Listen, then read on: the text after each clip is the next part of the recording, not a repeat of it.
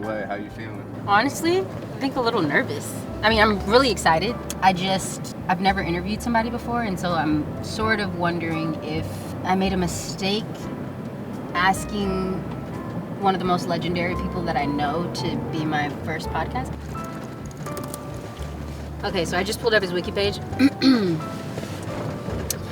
Michael Strahan is an American television host and former professional football defensive end who played in the NFL for 15 seasons with the New York Giants. Strahan set the record for most NFL season quarterback sacks and helped the Giants win the Super Bowl in his final season in 2007. He was inducted into the Pro Football Hall of Fame in 2014. This guy's incredible. And as if that wasn't enough, retiring from the NFL, Strahan became a media personality. Fox, NFL Sunday, ABC's Good Morning America, Live with Kelly and Michael with Kelly Ripa. And I guess I'm just, I don't know, grateful he's been gracious enough to sit down with me and be my first guest. So I guess I just wanna do it right, you know? Hope to see Michael Strahan.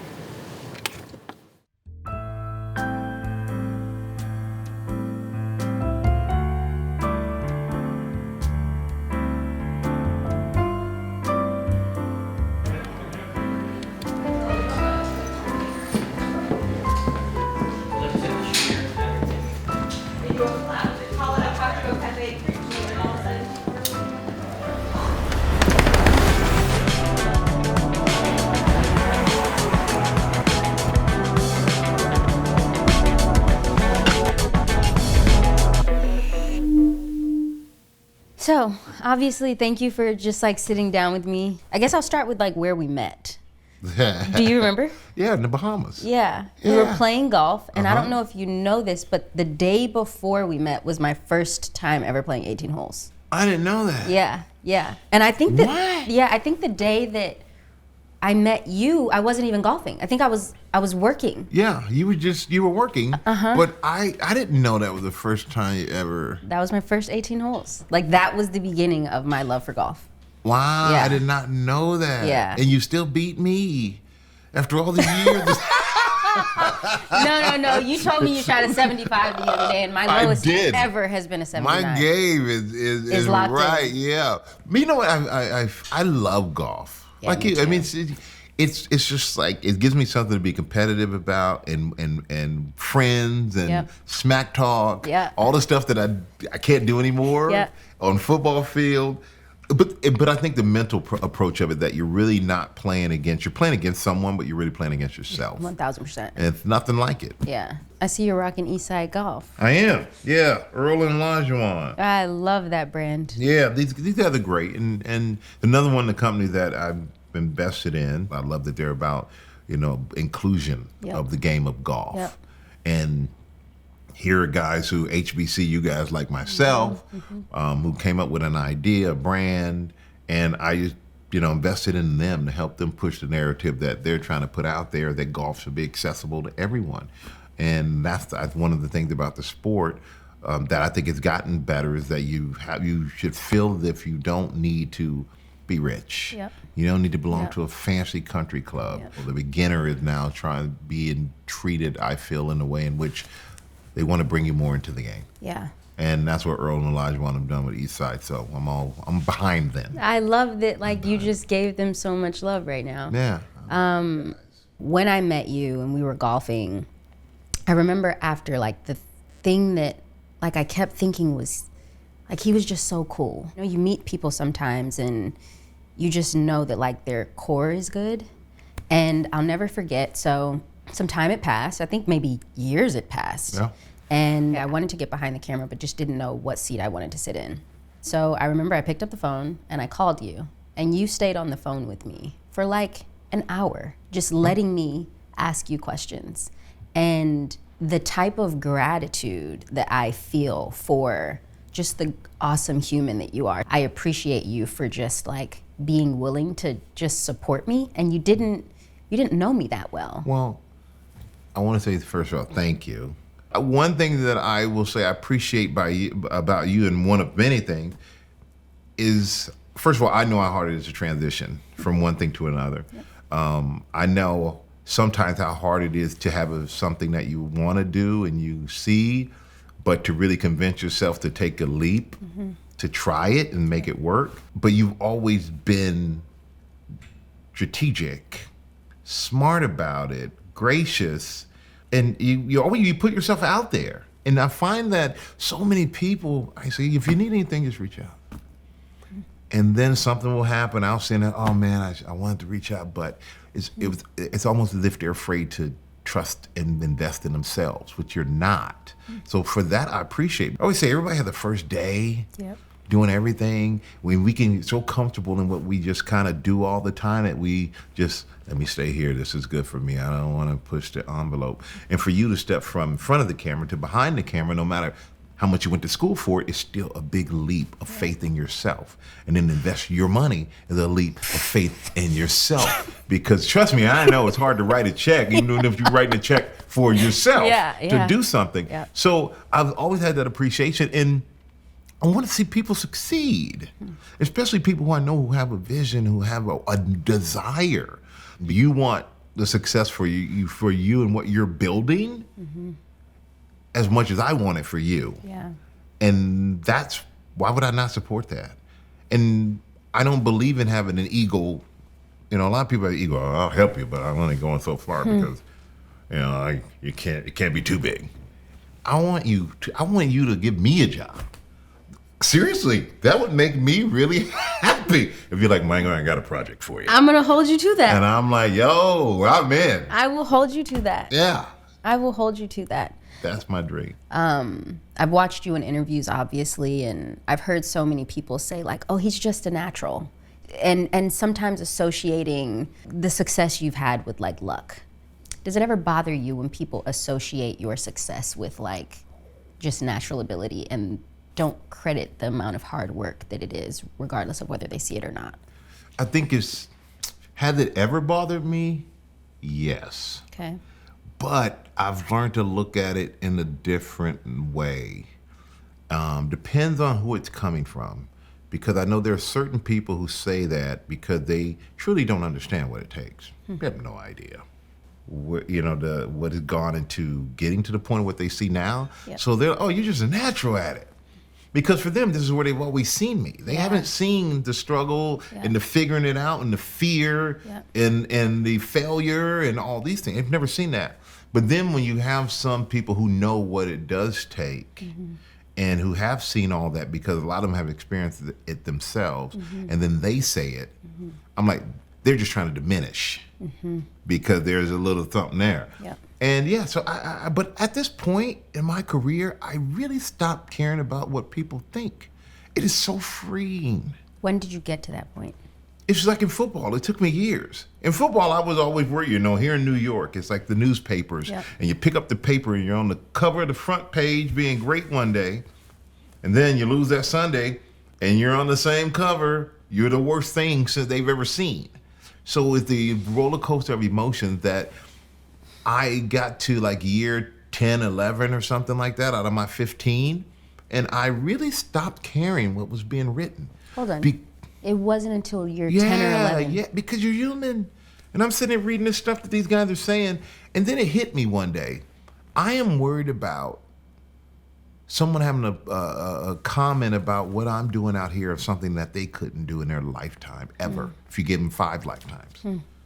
They couldn't do this.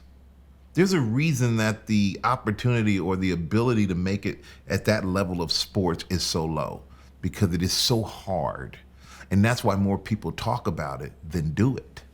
So the guys who were saying things and critiquing performances of me were the guys, like I would say, the last time you put on a uniform is when your mom took you trick-or-treating. Like, you have no idea what this takes. And just that thought really helped me go, oh, I don't care what you say because your opinion is not valid to me. Yeah. There's nothing substantial to back up you having such an intricate opinion about something that is very specialized. So not that I can't say that they couldn't be right or they couldn't be, have an opinion, but I just didn't let it affect me because I realized I'm doing the best I can. I am giving everything I got. sometimes you get set stats, sometimes you don't. Sometimes you win, sometimes you don't. It doesn't mean my efforts change. It doesn't mean when you guys are going home for the day that I'm not in here working out extra and running extra and lifting extra and sitting in ice tubs and ice baths and going through pain that would make most people quit a long time ago. I did it all. And so that it bothered me more after year 10 or 11 that they would talk about my teammates who weren't at the place where I was. Because I would watch these young guys struggling because they're listening to that outside chatter. And it just would eat me up to the point where I would look at the reporters and say, hey, you know you're wrong. Like, I would call them out on that. I saw a specific interview of you staying in the locker room and you were like, no, I want you to come closer to me so that you can say it. Look me in my eyes. Look me in the eye and say that. I hate when you're writing the paper and then you come in the next day and you want to ask me a question like you haven't said anything, you won't bring that. No. We're going to have this dialogue. And I just have never been afraid to challenge that. And I truly realized they needed me to do their job. I didn't need them to do mine. And it may sound like a very arrogant or cocky thing to say, but that's what I needed in that moment to get me through all of the negativity. And once I did it, it was very freeing. But then I had to start all over again when I went to TV. Yeah. Because you got back, but we didn't have Instagram and Twitter like we did. We had a little bit of it, but not like it did when I came into TV. And like now, I literally have had to reprogram myself from listening to people again in this business. And this business was tougher to ignore everyone because it wasn't like football where I knew it more, you know? This is something I came in blind that a lot of people looked at and said, well, how's he getting this opportunity? Why is he on there? Oh, he's no good at this. He can't be good at this. He's been blessed with football. That's enough of the good things sprinkled on his life. And that I felt was a battle, is that people look at someone who's had success in one thing and they almost don't want you to have success in another, as if to say, have you got enough good stuff in your life? You've had that opportunity. Sit down, let somebody else have a go. And so I had to fight through all that stuff. You broke down another barrier. You know what? My business partner, Constance, is like she's like, I call her the boss. Yeah. And she's the boss. And I'll never forget, I go on live with Regis and Kelly as a guest.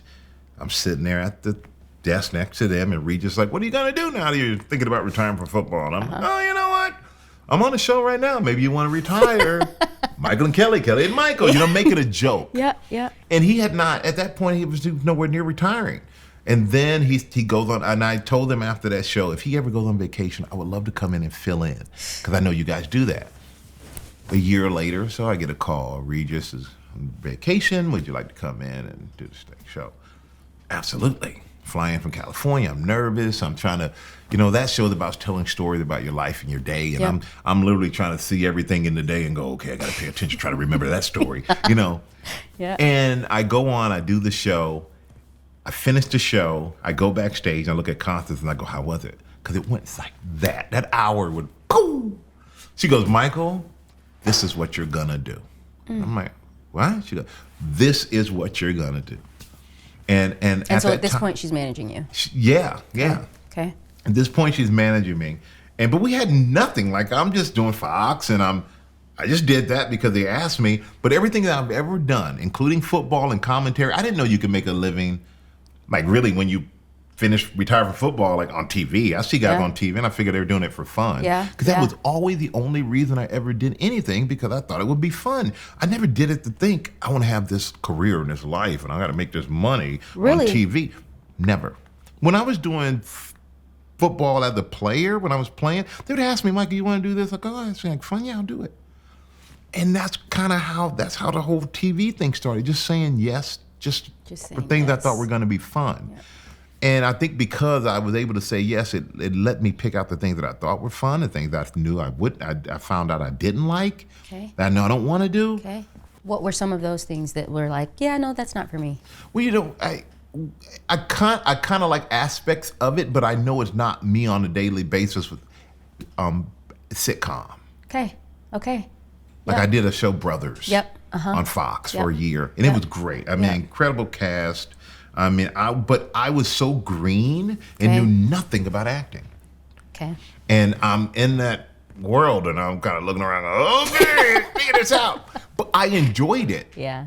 But I realized that there were probably guys out there who had more commitment to acting than I did at that time in my life. Yeah. That I was taking an opportunity from them. Yeah. And why am I just sitting here doing something I'm half-ass passionate about instead of trying to keep on figuring out what I really am passionate about and what I really feel comfortable doing? And so when that passed, I wasn't upset about it. Yeah. I was like, okay, but that was a cool experience. But I've been able to take that, and when I did live and when I've done commercials or I've done anything, I'm able to tap into what I learned and put myself into another place of whatever character I got to play. And we were doing skits for Thanks for Halloween or different things like that. And I could play that character and not feel like goofy about it because, okay, I've done a show where I had to do things. Everything that may not have worked in that moment has taught me something that I've carried that has helped me in the future down the road. Even at that moment when it didn't work, it felt like, oh man. And that's what I learned. Life is about learning, evolving, figuring things out. Something fails, it's a failure, but it's not, because I learned what to do and what not to do on the next thing. And there's always some joy, no matter how, whatever the experience is. There's some joy line you can find in there that's only going to help you down the road. Yeah, so everything I've done, I've always truly done because, all right, this is going to be fun. Or with GMA, for instance, I didn't want to do it. You did not? Oh, I said no. They came to me. I said absolutely not. Well, there were several reasons. One, I was like, I don't really do news. I'm over here doing entertainment. I mean, I'm over here having fun and reading the newspapers, basically, and interviewing people. And so when they came to me about GMA, I said, no, I don't do news. And plus, you guys wake up too early. Like, Are you not typically an early riser? I am now, because I have to be. But before that, no, who wants to wake up early? Oh, see, I'm like a 5:30er. Well, see, you know what? You're too young for 5:30. You're too young for 5:30, see. So you said no. I said no. Yeah. Then the president of the network at that time came and sat with me, and he's talking to me about, Michael, this would be great for you. This wish list of things. I know you have your wish list in life, but interviewing the Pope, like, you'll be able to do different things like that and cross it off your wish list. And I'm thinking to myself, that was never really on my wish list. My wish list at this point is just, I like what I'm doing. I love what I'm doing. I'm good. Yeah. And then I got a call from Bob Iger, and Bob really explained it to me. And then the president of the network at that time really explained it to me as well. And I think for me, I said no out of fear. Really? Yeah, absolutely. I'm scared of doing that. Out of my wheelhouse. Yeah, it's out of my wheelhouse. Okay. I'm scared to death. I don't do that. That, and I think that I said no because I didn't see anyone coming from where I came from, particularly off the football field, in such a short period of time. Now I'm anchoring a preeminent news show with Robin Roberts and George Stephanopoulos. Where do I fit in that? Yeah. Like, these two I've watched forever. Yeah. Is anybody going to take me seriously? I don't want to be on a show where I'm just kind of like the fall guy, the funny guy, the taking it, And I didn't know if that was something that fit me, but Ben Sherwood, president of the network at the time, said, Michael, people take their news in from different ways. Okay. So people also want to see someone who looks like them and who represents a different way of delivery. And not as much as we used to watch. Walter Cronkite was everything was pretty linear. Dan Rather, everything's pretty linear. But that's what the times were, and the times now have switched up because of social media and because of all the diversity of the world.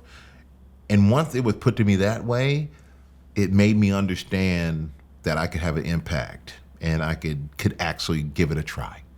So to face a fear, it's like, okay, all right, I'll try it. And Robin really helped me because at one point, even before I was on GMA, I was doing live. I'm on the red carpet at the Oscars. Okay. First time there. Yes, scared to death. When I tell you scared, I'm on that red carpet and I'm going, oh my goodness. I wanted to get autographs. So I didn't want to interview anybody. I was so like, whoa, this is the Oscars? And I see Robin across the way because she was hosting the main show for ABC. I'm just doing our thing for our show live. And, I see her wave, we come up, we meet, we hug. And I knew Robin, but we weren't like tight like now. And she goes, "Are you scared?" I guess she could just see it. And I'm like, I really am. And she said, "Michael, I came from sports too. You belong here." And when she said that, it was like a sense of relief. And I've said it to her many times how much she helped me. Because without her saying that to me, I don't know. I may have been overwhelmed, but just seeing that, wow, I completely forgot that she made the transition from ESPN to GMA. And here I am coming from a different network but still sports, and now to do the same thing that she's doing. So it was like simply her telling you, you belong. You belong. And I was where you are. Yeah. Which is in turn what your fear was in the beginning. Exactly. But now you've opened that door up for people that you can now say to people, hey, remember I came from sports too. You're good. 100%. And she opened that door for me, and hopefully I can open the door for others. That was a life-changing, quick conversation with her. And from my first day at GMA to now, like, they have been incredible. Incredible. And GMA has not always been easy. It took me like 2 or 3 years to get comfortable there. Really? Years. Why? Why so long? Like football, I played 1 year of football in high school. I get to the pros with the Giants. It took me 4 or 5 years to get comfortable. Really? Yeah, I didn't really know the game. I was the guy who would run around, and I was strong, and I wasn't going to quit. I was relentless, but I didn't know what I was doing. I had no idea. And so TV was the same thing. I had no idea what I was doing. But I do think that going on Fox, that's where I learned to kind of be a host, to sit with other people, sit on a panel, to listen, interject when it's your time.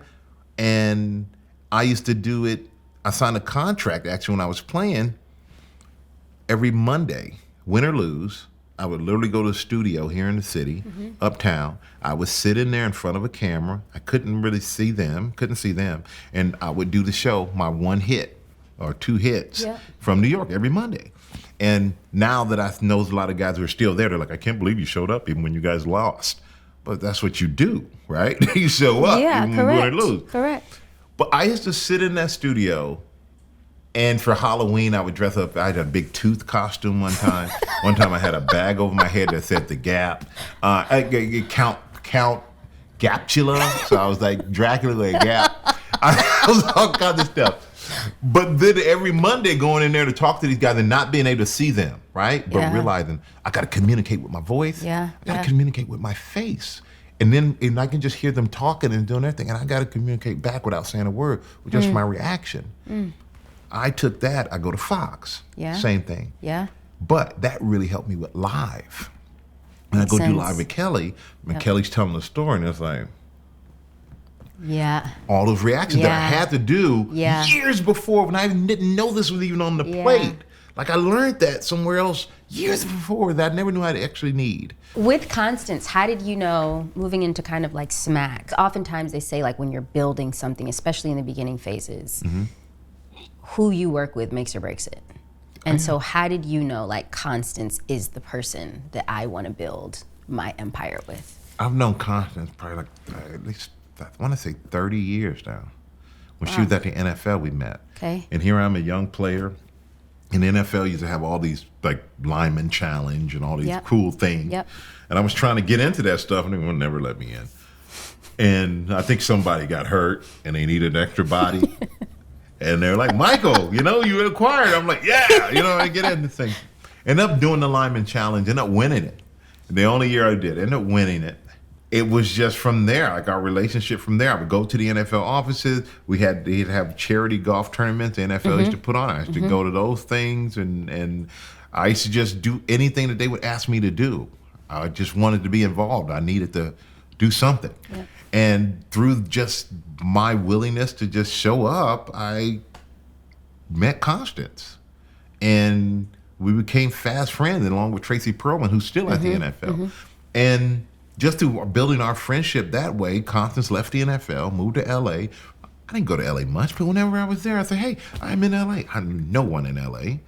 And are you around? Yes. I used to go to our offices, sit in the office. during the day. I have nothing else and no one else around there. And she's my sister. She's my big little sister. Football is seasonal. Yeah. And I go to do the show on Sunday. Yep. I got 6 other days during the week. I got 7 months or 6 months. You don't do any football really. Yeah. And I would go in the office and always have an opinion on stuff she was working on. I don't know about that. Really? And yeah. And she got tired of it. She literally said to me, "Hey, I appreciate you, I love you, but if you're gonna keep coming here, either you gotta buy into the company or you gotta stop." And I was like, okay, let's be partners. Really? That's really what it is. She got sick of me, so I think she was trying to probably get me to not come in, but I surprised her and said, "No, I want in here."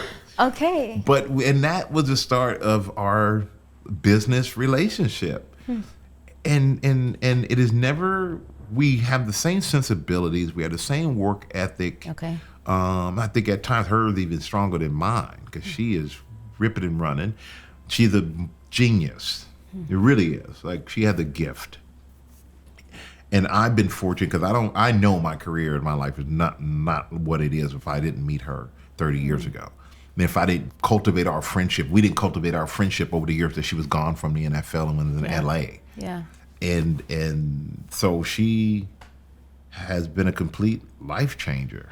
And my dad always, and I love saying it because it's true, my dad never said if. He never said when. Yeah. And I think it was just his way of never letting me doubt. Yeah. And it worked. Like when you get a scholarship from high school to college, when you're in the pros, when you make the Super Bowl, when you win the Super Bowl, when you do this, and when I transitioned out of the game of football, that was what he encouraged me in. Mm-hmm. But that mentality helped me through life, and Con picked that up. So when she's like, "This is what you're gonna do," This is correct. Michael, when you do this, Not Michael. if. It was like angels were sent to me from my dad and also through Constance. Like, these are the angels who are going to guide you through your life and keep you on the right path. Yeah. Something that, I'm going to go back a little bit, but something that I'm curious about. They bring Eli Manning in, and you still didn't have your Super Bowl ring. Mm-hmm. And you were like, "Y'all are bringing a rookie in here. This is ruining my chances of," right? And I remember you said you were sitting in your house in Newport Beach and you weren't going to come back. But something made you come back. What made you go back? Because that was like saying yes again. Well, Eli, we drafted Eli, and we said Kurt Warner was our quarterback. Mm-hmm. And Kurt Warner went on after the Giants to go on and go take the Super Bowl and take the Cardinals to the Super Bowl. But Kurt Warner was our quarterback. We had a winning record, and then they took him out and they put Eli in. And I was like, well, we finally have a really good quarterback. I've seen this guy have success with the Rams and everything else. We're putting this rookie and this young guy in there. Like, you guys are just basically throwing away some end of my career years. And that's what I really felt. And Eli had a rough go. It wasn't easy for Eli. And I always looked at Eli, and I always think he had more pressure on him than anybody in his family. Because he was the youngest brother of a father who was well known and a brother who was Hall of Fame and everything else and leader and all these things. And here is little Eli. I felt like, you know what? We're going to be the same old thing every year. And year 15, going into year 15, I'm like, you know what? I'm in Hermosa Beach. I used to live in Hermosa Beach. And I'm sitting there and I'm like, man, I don't know if I want to go back. But then at some point I figured out I was going to go back. I just didn't want to go to training camp. Mm-hmm. Hated training camp. Hated it. I mean, you know what? Think about it. I'm 14 years of training camp. I'm in a dorm bed, pushing 2 beds together to make a king size, laying sideways so you don't fall in the crack in between it. Like, why am I a grown man sitting in a dorm room, man? This is, I'm done with that. And I added it up. I'm like, I spent over a year of my life in camps. I am not going to training camp. I'm going to keep saying I'm going to retire. Okay. But I had an injury. I hurt my foot. Correct? I have a foot at that point. I hurt my foot. Okay. And it's like I can't go out like that. Like I can't end my career like going out when I'm injured. So I only came back because my D-line guys would call me every day, come back, Mike, it's different, it's different. I'm like, what's so different? What's so different? It's the same thing. Come back up, telling you it's different. And I said, okay, in my mind, I want to go back because I want to have 1 year of fun. The previous 14, I will tell you there were fun moments. It's a big statement. But all of it was not joyful, even when you were winning. That's a big statement. Because of the pressure. I felt like I had so much pressure on me to perform every week. And OC and Tuck, my brothers, Justin Tuck, OC Jr., oh, we're going to kick you out the league, old man. That's what we were telling y'all. We're going to kick you out the league, old man. And I used to say to them, heavy is the crown. Ooh. You guys will find out. Yep. I said, I could stay in this league a lot longer and be a starter. 11 guys out there, well, I could be 11, you know. I said to be the one of the 11. That one guy that every game, every practice, everything, everybody's looking at you. You set the tone, you set the tempo. You know every week, every team is coming for you. You're the one that got to stop. Being that one of the 11, that's real challenge of being a football player, not just being a starter. I came back because I didn't want that pressure anymore to think like that. I said, I'm going to come back. I'm going to have fun. I don't care if we win or lose. I don't care if I get sacks or not. Who cares? I don't care if I go to Pro Bowl. I just want to come back and have fun with the guys so I can say, man, I played 15 years and I had fun that last one. Yeah. That was really it because I just was so consumed by the pressure and also worrying about, is this guy ready to go, man? I want to win so bad. Is he really putting in the work to win? I said, I don't care about that. I can't worry about somebody else, man. You just got to want it as bad as I do. I'm going to do what I need to do. I'm going to be a great example, by leadership example, and show up every day and be consistent. Yep. And hopefully guys come with it. I'm going to have fun. And it's been the best year of my life. One of the best years of life, period. Forget about just football, but period. Just because you let go. Just because I let go. And who in the world knew we were going to run off and win a freaking Super Bowl? Another angels from above. Yeah, Here you absolutely. go, Michael. Here's another thing. And I'm still shocked that we won because I look at it, the Patriots were stacked. Yeah. Hey, Moss, Brady, Yeah. Brewski, Sayal, Harrison, you name it. They were just stacked. And here we are, New York Giants, lucky to be there. This would be a good league. Michael Strahan could say he went to the Super Bowl on his last year in the league, and to lose another one.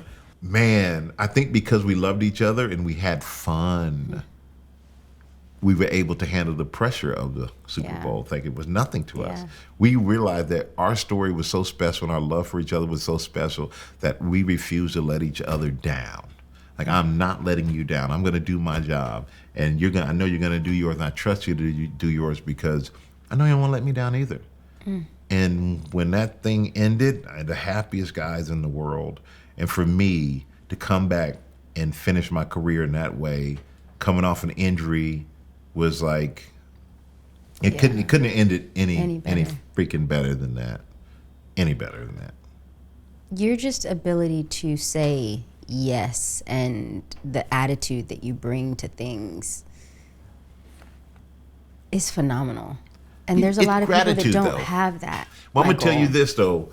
I know you got your thing going, and you're going to be uber successful. And when you are, remind yourself, if you get to the point where you get tired and you want to complain and you want to do, you can't complain about something that you wanted and you asked for and you worked for it once you get it. See, so many people who they think that's what they want. I want to be this and I want to be that. But then when they get it, all they do is complain about it. They're upset about it. Did you think when you hit that's where it ended? Yeah. And you have to find a joy in that. Like, I sincerely go to work every day. And I find a way to love it, and I do. And it to the point where I don't have to go in and fake that I'm enjoying myself. I mean, I sincerely it shows. enjoy myself. Yeah, it shows. And it gives me purpose. And I think that's a big thing too. It's like having a purpose and having another career outside of the career I already had. Because I know a lot of guys who played and then they just relax and retire. And they can do that. That's just not how I'm built. Yep. Because football came to me later in life, like, Yeah. senior Which in high amazes school. me. So A year of high school football and because most guys think about what they're going to do when and play football when they were a kid and their parents have pushed them to do it.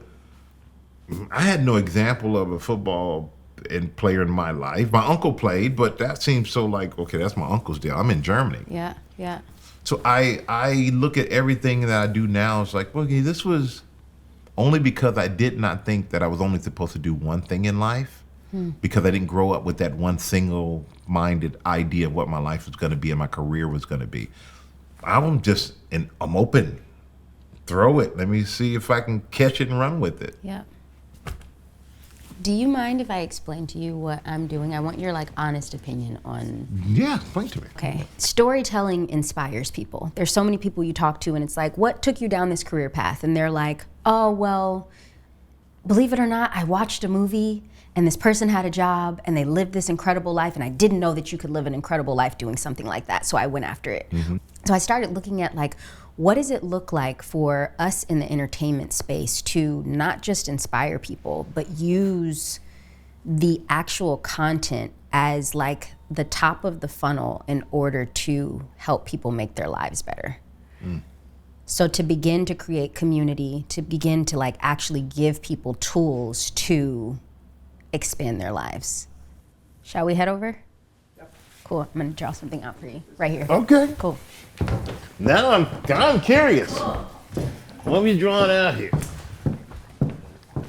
Okay, so currently what entertainment does. So entertainment industry currently spends all this money, right? Mm-hmm. And then it's the end of the consumer relationship. So I started kind of exploring if we were to create a film or a television series, right? There's all this money put into it, but it's really, if you think about it, it's just the top of the funnel and it's the beginning of the relationship. It's the marketing tool. Yep. So for instance, this show, Open Door, I'm being transparent about how I'm building a business. Yep. And the hope is that it inspires people to actually go for their dreams. If people, we kind of had this conversation earlier, people don't necessarily see the hard work that goes into building something that has a lot of impact. So if I'm showing people in real time, I know that not everybody has access to be able to pick up the phone to say, hey, Michael, will you sit down and just talk to me about what I'm building? And so it's people having the opportunity to see me getting advice from a mentor in real time. Well, now you're kind of a fly on the wall for the advice that I'm getting to build my company. And so if I'm finding these things in real time, then Open Door, the show that we're shooting right now, that's the beginning of our funnel, right? Yep. And so then it's okay, what's an offshoot of that? Now I've got tools that I'm providing for people. So creating this app and this infrastructure where, hey, this is a show about me creating a business. What can I actually give you as I'm inspiring you with story? Here are books that you should be reading. Wow. Here are grants that are available for you to do all of these things that the story is inspiring you to do. Because I know for me, it took me a minute to start because I just didn't know where to start. Yeah. It was where do I step into the community? And where can I find the information to do Where can I find the information? Where can I trust it, right? And then you have the community piece where in the app, there are now people congregating. And so oftentimes people want to feel like there is a place to belong. The relationship doesn't end when the television series comes out, but now the relationship continues. And you have a community to encourage you, to take the ride along with you.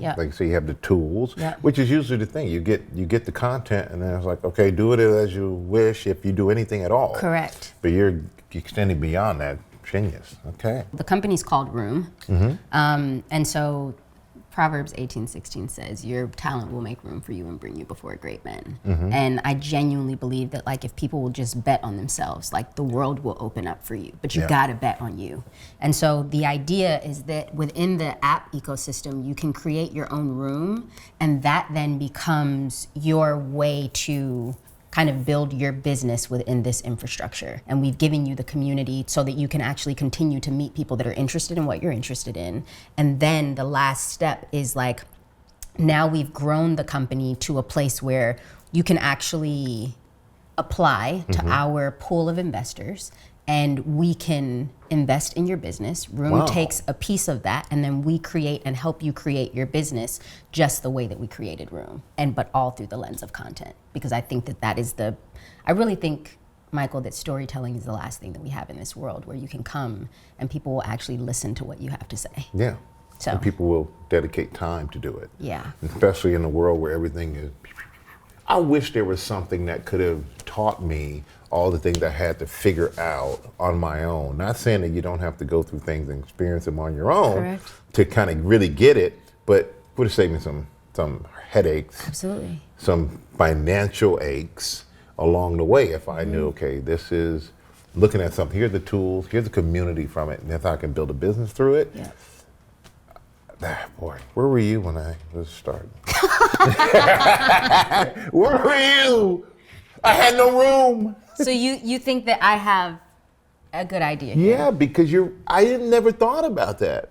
It's like content and then it stops. It stops. And it's like, oh, here, hand it off and hopefully it does well. Correct. And that people will follow or come along with you. Yep. But when you're giving them a takeaway at the end, Yep.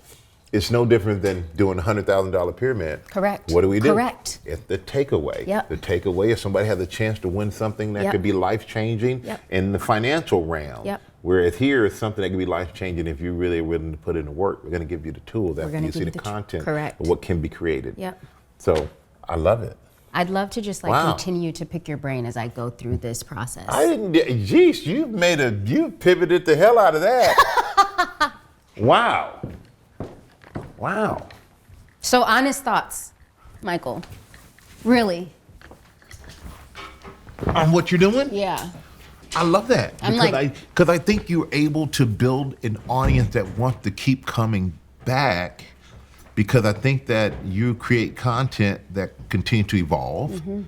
People need to feel as if their ideas aren't crazy. Yeah. People want to feel as if I have this something, I see somebody building a business. It may not be the same business, but man, there's so many similarities in all businesses that if I have tools for one thing, Yep. it can be applied to others. Yep. And then to build a community that you go, oh my gosh, there's some other people who want this, who need this. Other people thinking like I'm thinking about something. Mm-hmm. But I think feeling like you're not the only one that has what they could consider a crazy idea. Yeah, that's valid. And you can actually implement and make it work. Yeah. And have people validate and back it up Yeah. and encourage you Yeah. is a game changer. Yeah. Because I never really thought about that. The money, you make something and you just throw it Yeah, out there. it's a gamble essentially. Yeah. If now like you can create all of this ancillary content and give this film or television show a much longer lifetime because it's actually giving something back to the people that are watching. Yeah. Well, now we've created a cultural currency around watching television again, because people are proud to say like, oh yeah, I went golfing, because that says something about who Yeah. you are. Proud to say I read a book, but Yeah. nobody's proud to really say, oh, I spent my weekend binging this show, you know? But if you're binging something that actually gave you the tools to make your life more like the way that you want it to look like. Yeah. Now, like when people are looking at things and they're like, oh, I'm subscribing to all of these things and my bill is too high. Yeah. Now you actually are going to say, but I'm not going to cancel that one because that one actually provides some value to my life. Then there's some I can't cancel, and I could, but I don't. Okay. Because I feel like I'm taking something away. I'm learning something. I'm Yes. getting something. Yep. It's making me more aware. Yep. For me, it's more in the business world, because in the business world, a lot different than TV. TV, I can do all that stuff, and Yep. okay, go home. Yep. But the business world, you got to be in it. Yeah. And you do need encouragement. You do need allies. You do need a community. You do need investment. Yep. And investment, not always monetarily, but sometimes investment in time. Correct. Some investment in advice. Yep. And to have a way to be able to get all those things, I mean, gives you, in my opinion, a leg up, and it cuts out a lot of the things that you have to do if you're just a one-man band fighting it by yourself. Yeah. And once we kind of land, okay, we've talked about business, we've helped people really kind of expand that part of our life. I want to Trojan horse everything. So the content being entertaining, I don't want it to feel like we're doing a big PSA, because I think that sometimes becomes really cliche and turns people off. But if I can pull you in with this really entertaining content, then I think that the possibilities are endless. Because, okay, we helped people improve their careers and their business life, then we move into relationship. What do the stories around that look like? What are the books that you should be reading? What are the conventions and conferences you can go to? Here's a trusted community space where you can actually explore what it takes to be in a successful relationship. And then we move into hobbies. And I just think that, like, with this, I think that it can take entertainment back to a place where people are really proud to say that they like consumed something, because story is so close to my heart. And I would tell you, life is relationships. It really agree is. with that. I mean, in every aspect of my life and relationships. Yeah. And people. It was very important for me when I played football to know something about everybody, to you know, how's your kid, how's your wife. Completely We agree may with not you. be super tight, Yeah.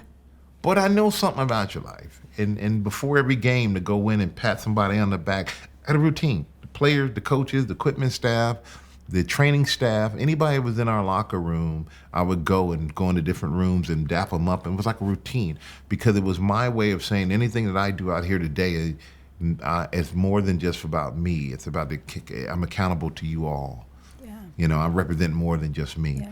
Finding value in people helps you find more value in yourself. Yeah. Making people feel good about being where they are and being with you only is going to enhance your experience with whatever you're doing. And relationships are everything in life. So when you're building a community and someone meets somebody on Rhume and they're figuring out, you know, what they're doing, they're being encouraged, those relationships, you know, never know where that leads. Yeah. What happens down the road. Yeah. I mean, My I didn't think I'd relationship be with sitting you. here with you today. Yeah, I mean, From 'cause just it's meeting a you on a golf relationship, meeting on a golf course. Yeah. And then, you know, a relationship down the road, when you give me a job, when I really need a job doing something, I'm coming to you. Yeah. But it's like, it's relationships. Community helps build companies. Yeah. It helps build, you know, individuals. Yeah. Michael, I cannot thank you enough for today. I can't thank you. No, I'm. You know what? I get so many people and athletes who, you know, hey man, I want to reach out to you. Here's my number. Most don't, because they don't want to feel. I think they don't want to feel like they bother you. One, two, they feel like they don't want to feel like you think they don't know something, or that they're not smart, or I'm like, dude, I've flown by the seat of my pants for so long, and at the end of the day figured out that I just know just about as much as anybody else about anything, just from life experiences and being around people and all different things in life. Like I've surprised myself about things that I know about just because of the people that I've been around and the things that I read, or the circle that I'm in because of relationships. Yeah. And so I'm just happy that you are one who reach out, and you do, because you see the value in relationships. I do. And you see the value in what you want to accomplish, and you're not afraid to reach out to people to do it. Yeah. Because most people are. And the worst thing you can do is wake up one day and go, man, I had all these great ideas, but I just should have made that call. Regret. And I can tell you don't live with regret. You go out and you try it. And I'm happy to support you. Thank you. Anytime. Thank you. Cool. Fantastic. Your knees don't hurt on that floor. See, that's when I know I'm old. if I were on the floor like that on my knees, we would be calling the crane operator, the elevator guy. I'm gonna do it by the mics.